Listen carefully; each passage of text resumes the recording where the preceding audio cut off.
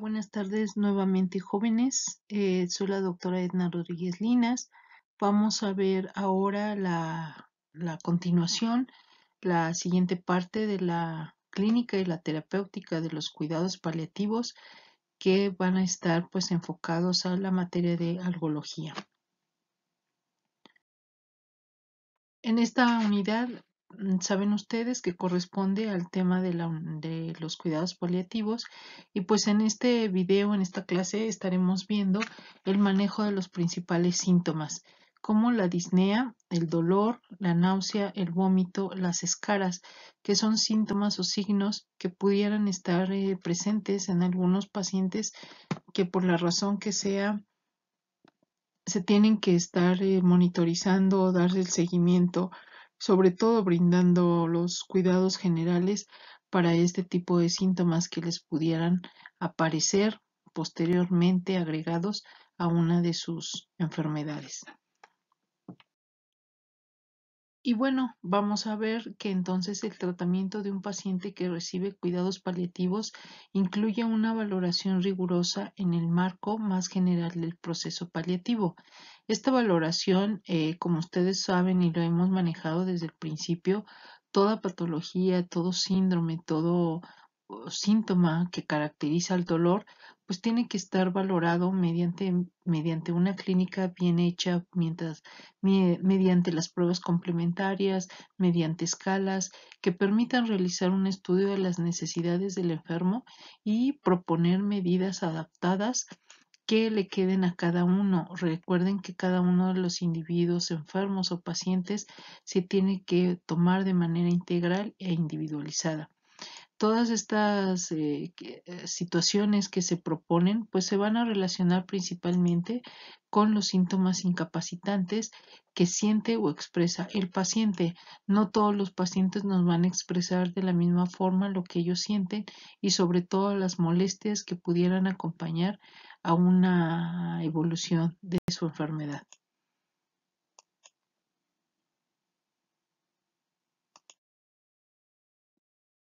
La expresión cuidados paliativos en los adultos, en el caso, que es lo más frecuente, pues nos va a poner de manifiesto el hecho de que se integran en un marco terapéutico, por lo tanto, multiprofesional. Muchas veces los pacientes son tratados de manera multidisciplinaria y habría que asociar hasta la participación de algunas personas voluntarias. Se relacionan con el paciente que padece una enfermedad grave y evolutiva.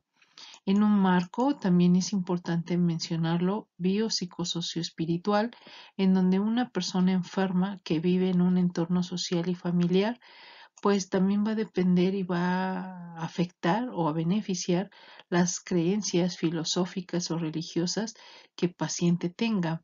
Los cuidados paliativos se organizan y se institucionalizan progresivamente, siendo regulados por decretos y leyes. Este artículo tratará principalmente de la terapéutica. Como lo hemos visto, ya ustedes ya saben que la opción a tratar ciertas patologías, pues tenemos que respetar el tratamiento, la prescripción de manera escalonada. Cabe mencionar que cualquier indicación o abstención de algún tratamiento pues va a depender mucho del estado del paciente, de sus deseos y de las informaciones que ya tenga, sobre todo lo que la familia le puede aportar. A veces puede ser benéfico y a veces ya no, porque pues a veces el paciente opta por ya no quererse realizar nada. Los tratamientos sintomáticos utilizados en cuidados paliativos a menudo carecen de autorización de comercialización en relación con las indicaciones y con las vías de administración. Sin embargo, hay algunos tratamientos que van a formar lo que les decía como parte integral del proceso paliativo, que suelen ser el resultado de prácticas profesionales, ya sea por experiencias o empíricas, y que más raramente se han, se han hecho a través de estudios validados difíciles de realizar por razones prácticas y éticas. Algunos trabajos bibliográficos pues han contribuido sobre todo a los principios terapéuticos y clínicos en base al apartado de este tema, que son los cuidados paliativos, ya que antes no se tenía mucha información sobre esto.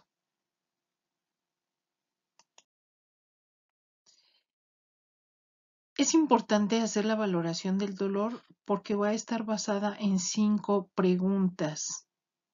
El dónde, cuál es la localización del dolor, que eso lo hemos visto en varias ocasiones, a dónde se va el dolor, si hay múltiples lugares de donde existe el dolor, si este dolor se irradia, hacia dónde se proyecta.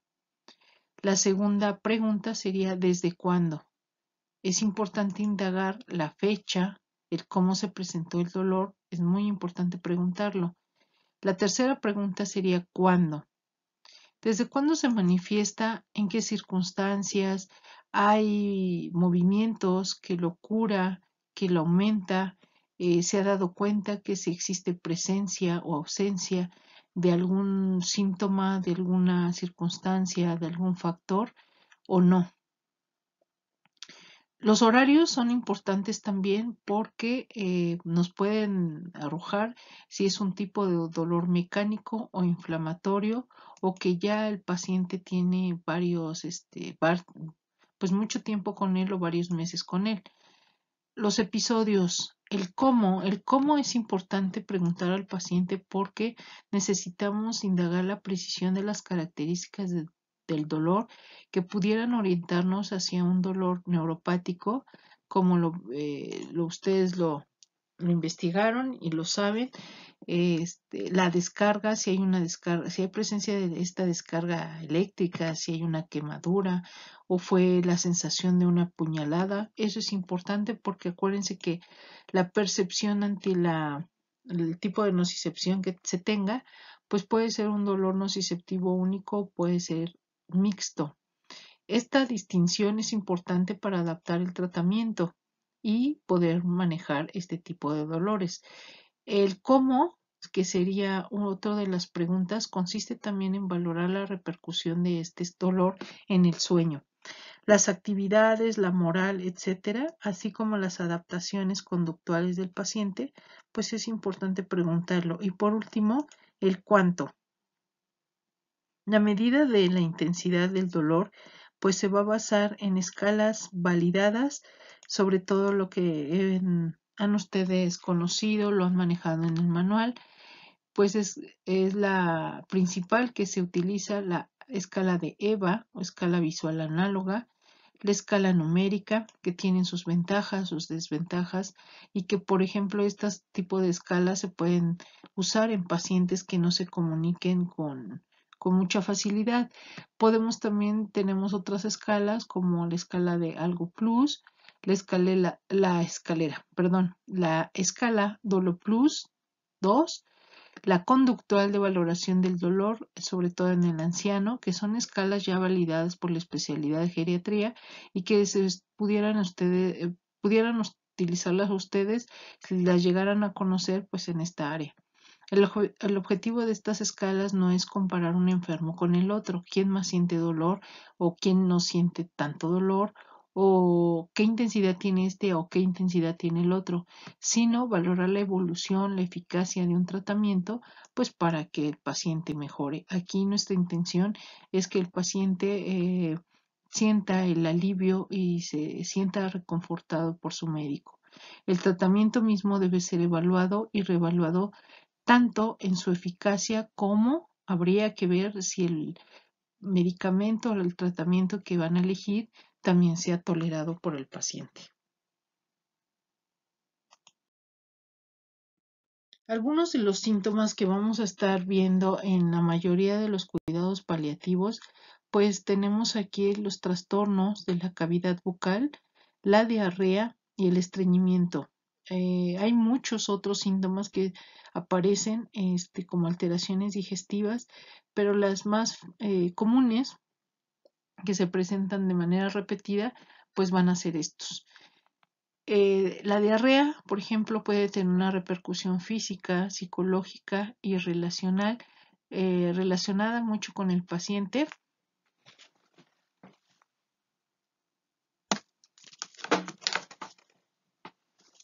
No es muy frecuente en cuidados paliativos este tipo de signos, pero que pudieran estar apareciendo, y esta va a estar favorecida por algunos laxantes si es que los está usando el paciente. La, este, la diarrea no debe confundirse con las falsas diarreas por un fecaloma o la obstrucción. Posibles etiologías son la radioterapia, en el caso de pacientes con algún tipo de cáncer, y las infecciones, como pacientes con inmunodeficiencia humana. La corrección de las pérdidas hidroelectrolíticas pueden también resultar útiles, incluso necesarias, y debe valorarse en función del estado evolutivo y la comodidad del paciente. Estos serían uno de los más frecuentes. Pero ¿qué pasa con los trastornos de la cavidad bucal? La sequedad de la boca puede estar favorecida por la radioterapia también, o la quimioterapia u otros tratamientos. Una deshidratación puede complicarse con una sequedad bucal. Es frecuente al final de la vida. Normalmente, pues empieza a ver esta manifestación. Es esencial mantener una buena lubricación bucal, que esté siempre húmeda, independientemente del estado evolutivo del paciente.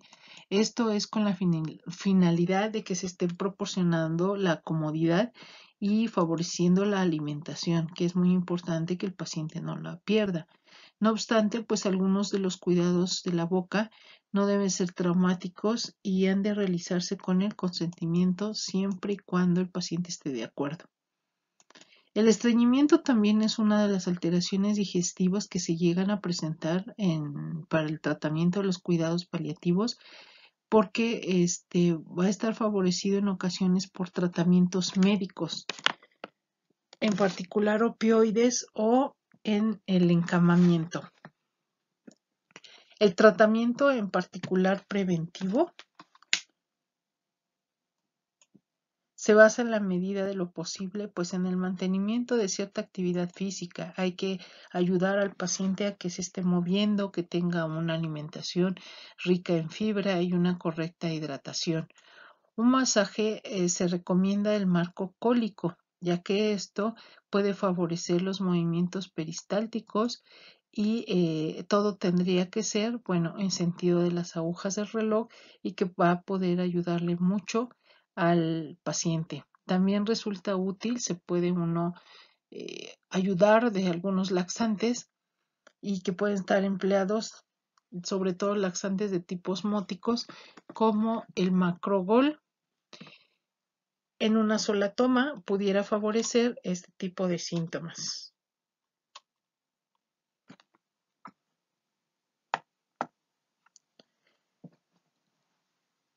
Hay que evitar, lo que sí se recomienda es que hay que evitar lubricantes, hay que evitar laxantes lubricantes que pudieran ser un poquito agresivos para algunos pacientes y de arrastre en los pacientes de cuidados paliativos en un estado sobre todo ya avanzados por la enfermedad. Se pueden usar laxantes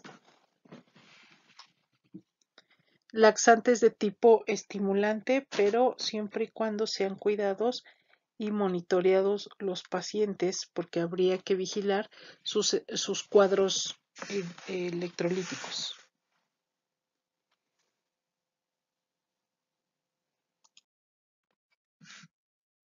La oclusión y el hipo o el van a ser también algunas alteraciones gastrointestinales, y estas van a presentar una frecuencia variable. En el caso de la oclusión es una situación que se presenta elevada en el caso de los cánceres de ovario. Su repercusión debe valorarse, puede estar relacionada con una obstrucción intrínseca o a lo mejor con una compresión extrínseca. Incluso hasta pudiera parecer secundariamente a una adherencia. ya sea por procedimientos quirúrgicos o de hecho se pudiera presentar en en una carcinosis peritoneal. En ocasiones la corticoterapia o los fármacos en esteroides en bolo pudieran ayudarle a algún tipo de pacientes, pero cuidando mucho con qué otros medicamentos se pudiera interaccionar. En función del estado evolutivo de la afección inicial y de la etiología, se deben considerar todos los factores que desarrollaron la oclusión y por qué se presentaron, el estado fisiológico del paciente y de sus estados expresados. Esto es importante cuando el paciente tiene que ser valorado por el servicio de cirugía y que forzosamente, bueno, sería su tratamiento. El hipo tiene una frecuencia variable, es otro de los síntomas gastrointestinales y que su origen en la mayoría de las veces va a ser de origen extradigestivo.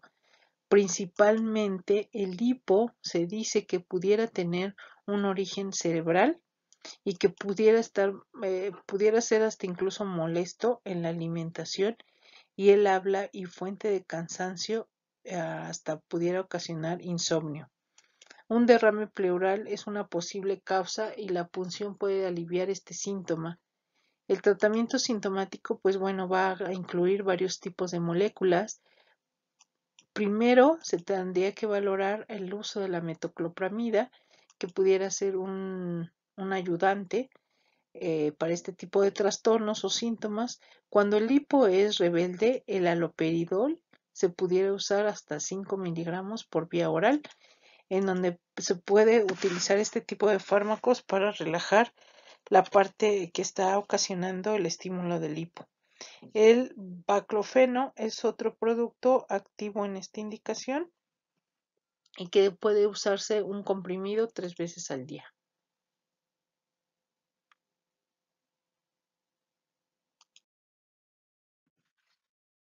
Las heridas oncológicas van a ser otra manifestación importante, como las escaras, que son signos muy frecuentes en pacientes que ya no tienen cierta movilidad. En el caso de las heridas oncológicas, pues sabemos que pueden ser tumorales o estar relacionadas con el tratamiento directo de alguna enfermedad y que pudiera estar utilizando o recibiendo el paciente radioterapia o quimioterapia. Como en el caso de las escaras, la primera etapa consiste en la valoración. Las heridas oncológicas pues van a requerir un tratamiento local y por su evolución va a depender del tratamiento oncológico. ¿Qué es lo que está usando el paciente? ¿Con qué lo están manejando? Si hay un tipo de cáncer que esté originando esta escara o esta herida oncológica, ver qué tratamientos se pueden utilizar. Los vendajes deben, entre otras cosas, van a desempeñar un papel protector, sobre todo para no estar exponiendo algunos segmentos o áreas de la piel. Las heridas malolientes pueden provocar el rechazo del mismo paciente y esto llega a suceder cuando se trata de lesiones tumorales. Para esto, la indicación son útiles los vendajes con carbón activado o con metronidazol tópico o sistémico. Eso pudiera ayudar mucho. Las escaras están sobre todo favorecidas por la deshidratación y la desnutrición, así como por la inmovilización. Esto aquí en este tipo de signos se debe de insistir mucho en los familiares que fundamentalmente se tienen que prevenir y esto se lleva a cabo favoreciendo la movilización del paciente para que este tipo de lesiones, bueno, pues no se presenten. En general, todo esto va a ser necesario el uso de un colchón anti-escaras. Hay colchones especiales que así se les llama y que en algunos hospitales son utilizados, son requeridos a los familiares para que el paciente, si va a permanecer mucho tiempo hospitalizado, bueno, este colchón se utilice. Como una medida necesaria, es posible que pudiera evitar, de acuerdo a las posturas del paciente, para que no tenga la presión por la postura que tiene y evitar este tipo de lesiones. Am, Preferiblemente el paciente se tiene que estar cambiando si es necesario de cada 2 a 3 horas, si así el paciente lo permite. También tenemos alteraciones neuropsiquiátricas como la ansiedad, la depresión, síndrome confusional y alteraciones del sueño. No solamente va a haber alteraciones en la piel, alteraciones digestivas, alteraciones psicológicas, también va a haber neuropsiquiátricas. La ansiedad va a ser uno de los síntomas también muy frecuentemente en los cuidados paliativos que se han estado presentando. En ocasiones pueden ocultar el dolor, las náuseas o disnea, pero también la pueden provocar. Pueden acompañarse a un síndrome depresivo o confusional o ser el primer signo de cualquier del resto de los que ya platicamos. Se debe aplicar con rapidez un tratamiento basado en un enfoque no farmacológico. Primero habría que ver si el paciente está en condiciones de realizar tratamientos no farmacológicos como la relajación, los masajes, etcétera. Y si no, pues tendría que optarse por el tratamiento farmacológico. Se recomiendan para entonces el primer grupo, que serían las benzodiazepinas de semivida corta, administrados por vía oral. Y uno de estos ejemplos podría ocuparse el midazolam, podría ser una muy buena opción que se pudiera utilizar como ansiolítico. Las acciones hipnóticas miorelajantes también pudieran ayudar en este tipo de síntomas. La depresión, la depresión cuya prevalencia estaría cerca al 50% de los pacientes oncológicos, aquí es más difícil de diagnosticar en cuidados paliativos, porque no podemos saber si es un estado de ánimo del paciente o realmente ya está cursando con una depresión. Los signos y los síntomas, de acuerdo al DSM, al DSM de los trastornos mentales, pues habría que clasificar el tipo de la depresión y entonces utilizar uno de los tratamientos.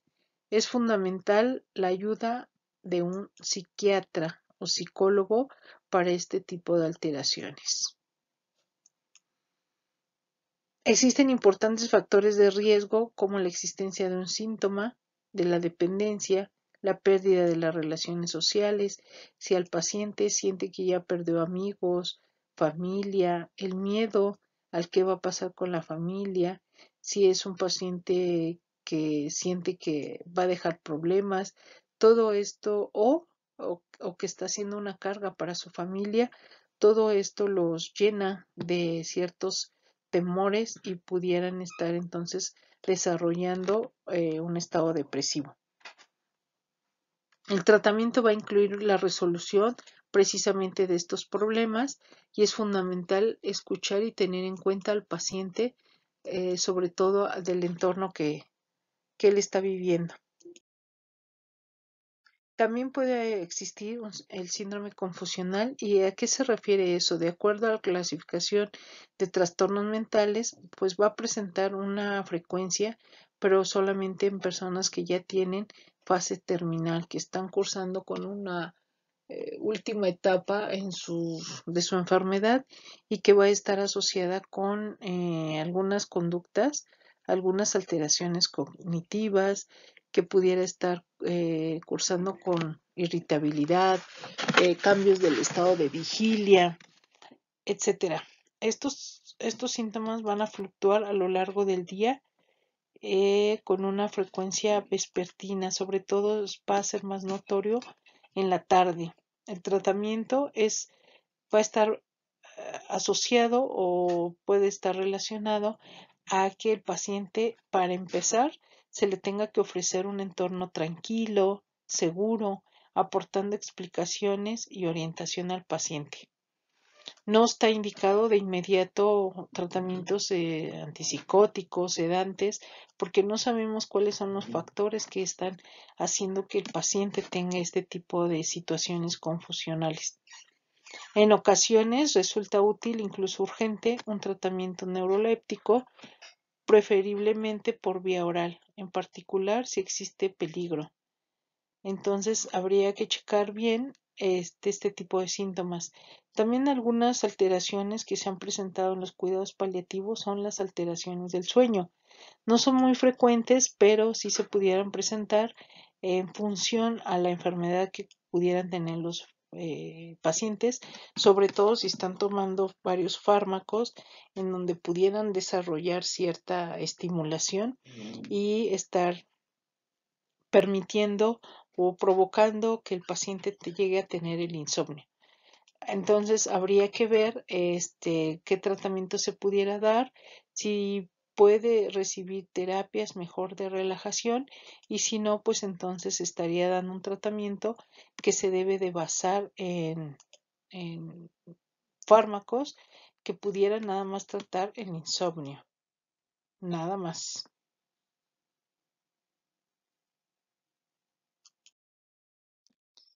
Y bueno, en conclusión, para este apartado de algunos síntomas que mencionamos, de acuerdo a las alteraciones digestivas, de algunas alteraciones psiquiátricas y que ven mucho en esta área del tratamiento de cuidados paliativos, pues en conclusión estos tratamientos se pueden brindar tanto farmacológicos como no farmacológicos y que van a ser tratamientos activos proporcionados y adaptados al estado del paciente. Estos cuidados tienen que respetar los deseos del paciente y tomar en cuenta su entorno. O sea, hay que ver si es un paciente que va a recibir cuidados paliativos y si está solo o si está sola o si su familia va a cooperar, los va a cuidar, va a estar vigilando, si en el caso que se reciba un tratamiento farmacológico o no. No se aplican exclusivamente a pacientes al final de su vida. Eso tampoco debe de ser. Bueno, como ya tengo un paciente que ya va a morir o va a estar en fase terminal, bueno, a él sí le ofrezco cuidados paliativos. No, no es necesariamente que los pacientes estén en esa etapa. Al final, pues bueno, todos van a requerir una valoración lo más completa posible y pues van a estar incluidos siempre, siempre sus familiares, ya que ellos son la fuente de cuidados de la que cuenta el paciente y que muchos de los factores pues puede beneficiar la mejoría del estado de salud del paciente.